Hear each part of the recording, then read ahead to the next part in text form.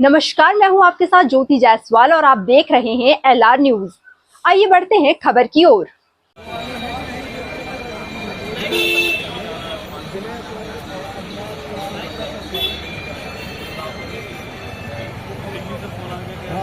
क्या कुछ कहना चाहेंगे आप इस पर? देखिए, जिस प्रकार से माननीय योगी जी का ये दमन चक्र अलोकतांत्रिक तरीके से जो चल रहा है, ये बहुत ही दुर्भाग्यपूर्ण है।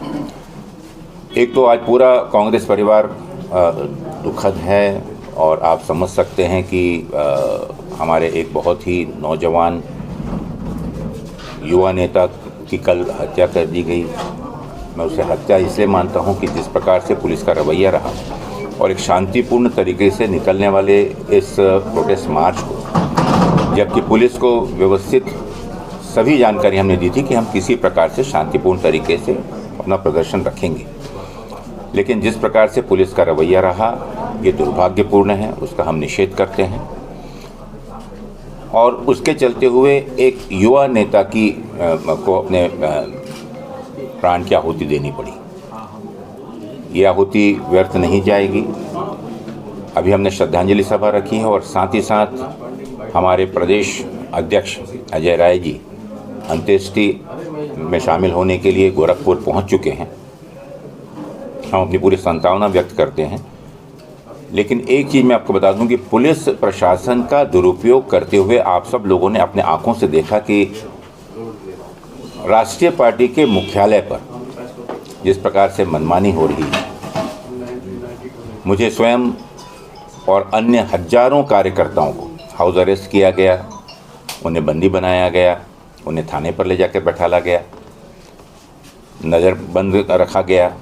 लेकिन इतने प्रयत्नों के बावजूद भी आपने देखा कि हजारों की संख्या में कांग्रेस के कार्यकर्ता पूरे उत्तर प्रदेश से एक एक जिले से एक एक ब्लॉक से यहाँ पर शामिल हुए थे। ये अपने आप में दर्शाता है कि जनता की आवाज़ को, जनता की समस्या को लेकर विधानसभा में कल जो मोर्चा था, एक ध्यान आकर्षण का एक प्रयत्न था, जो लोकतंत्र में सबसे मजबूत टूल होता है। लेकिन उसे भी अगर ये सरकार नहीं समझती और विपक्ष की और जनता की आवाज़ को अगर इसी प्रकार दबाती रही, तो आने वाले समय में आप समझ सकते हैं कि प्रदेश किस स्थिति से गुजरेगा, जिसका भगवान ही मालिक हो। पुलिस का कहना है कि अब वो आप लोगों से भी पूछताछ करेगी जिन लोगों ने इस धरना प्रदर्शन का आह्वान किया था, आप हुए या प्रदेश अध्यक्ष अजय राय जी समेत तमाम पदाधिकारियों से पूछताछ करेगी। पुलिस कह रही है कि बर्बरता नहीं की गई थी किसी। देखिए, बर्बरता तो मैं खुद स्वयं वहाँ पे था। आप देख लीजिए फोटोग्राफ, आपकी इसमें क्लिपिंग्स होंगी। क्या वो किसी राष्ट्रीय पदाधिकारी के साथ करने वाला व्यवहार होता है? हम प्रदेश अध्यक्ष जबकि शांतिपूर्ण तरीके से, बिना किसी प्रतिकार के, बिना किसी उकसाए हुए, लेकिन इस प्रकार की चीज़ें लोकतंत्र में नहीं होती हैं। संघर्ष का समय है। अभी इस समय कांग्रेस का कार्यकर्ता पूर्ण रूप से क्रोधित है, आक्रोश में है। मेरा यही निवेदन रहेगा पुलिस प्रशासन से कि वे अपने कानूनी रूप से जो भी कार्रवाई होती है उसमें हम सहकार्य करने के लिए, मदद करने के लिए, कोऑपरेट करने के लिए तैयार हैं। लेकिन अगर किसी प्रकार की जाति होती है तो पूरे प्रदेश के अंदर में एक अशांति का वातावरण। सर, इस पूरे मामले में एक FIR दर्ज कराई गई है प्रभात पांडे के चाचा की तरफ से कि हत्या की गई है उसकी। आपके कार्यालय में उन्होंने ये भी FIR में लिखा है कि कार्यालय में 2 घंटे से वो पड़ा था और उन्होंने किसी को भेजा, उसके दबाव में फिर प्रभात को आप लोग सिविल अस्पताल ले गए। क्या सिविल हॉस्पिटल ले जाने में देरी की गई उसमें? बिल्कुल, देखिए, इसके बारे में जांच चल रही है। कोई भी वक्तव्य या कोई भी कमेंट इस समय में करना उचित नहीं होगा। जो उनके साथ में साथी थे उन सब का वक्तव्य भी, उनके भी बयान दर्ज किए गए हैं। उनसे जब पूछताछ की, शाम को जब ये मालूम पड़ा इसके बारे में, तो पूछताछ चालू है। जो हकीकत है वो सामने आने। सर, अम्बेडकर जी के नाम को लेकर जो विवाद अभी कल जो सदन में बात हुई, इसको लेकर कांग्रेस का, यूपी कांग्रेस का क्या स्टैंड रहेगा? देखिए, यूपी कांग्रेस में कल इको गार्डन में जितने भी हम लोग, जिन्हों को भी हजारों की तादाद में जो बंदी बनाए गए थे, वहीं पर ऑल इंडिया कांग्रेस कमेटी के द्वारा दिए गए कॉल के अनुसार बहुत ही तीव्र प्रदर्शन हम लोगों ने वहाँ पर आयोजित किया था। अमित शाह जी के इस वक्तव्य का हम तीव्र निंदा करते हैं और जिस प्रकार से डॉक्टर बाबा साहब आम्बेडकर के बारे में उनका वक्तव्य रहा है, उनकी मानसिकता, RSS की, BJP की मानसिकता खुलकर सामने आई हुई है। इसमें कोई नयापन नहीं है।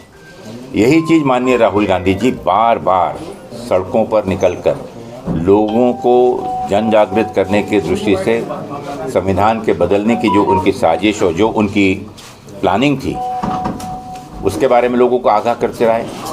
पार्लियामेंट में इस बारे में आवाज़ें उठाई गईं। पार्लियामेंट जिस प्रकार से संविधान को बदलने के लिए आपने देखा उत्तर प्रदेश में जगह जगह पर कांग्रेस के कार्यकर्ताओं ने लेकर सम्मेलन किए, आयोजन किया।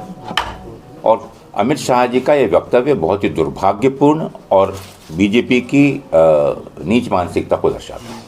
सर इस मामले में कांग्रेस की तरफ से कोई एफआईआर दर्ज क्यों नहीं कराई गई? जब आप ये कह रहे हैं कि पुलिस की बर्बरता से उसकी मौत हुई, एफआईआर दूसरी दर्ज कराई? इसके बारे में हमारा लीगल डिपार्टमेंट के हमारे जो भी साथी हैं इसके बारे में स्टडी करके, और कल हॉस्पिटल में भी थे और इस संदर्भ में उनके अंकल के साथ में भी संपर्क स्थापित किया हुआ है।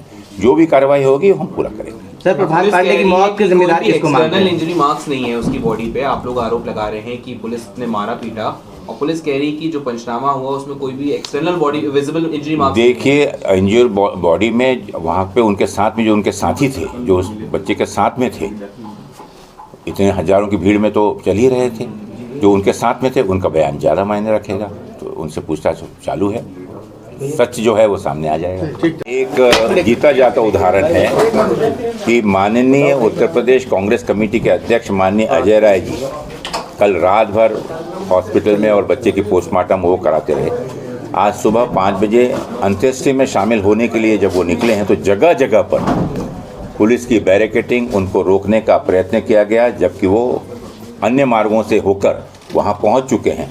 लेकिन आप समझ सकते हैं कि अगर एक मृतक बच्चे की अंत्येष्टि में अगर कांग्रेस का प्रदेश अध्यक्ष शामिल होना चाहता है तो आज उसको भी बाधाएं और रुकावट का सामना करना पड़ता है। ये अत्यंत खेदपूर्ण और मुझे लगता है कि इसकी हम कड़े शब्दों में निंदा करते हैं। फिलहाल के लिए इतना ही। देश दुनिया की तमाम छोटी बड़ी खबरों के लिए बने रहिए हमारे साथ, देखते रहें LR न्यूज़।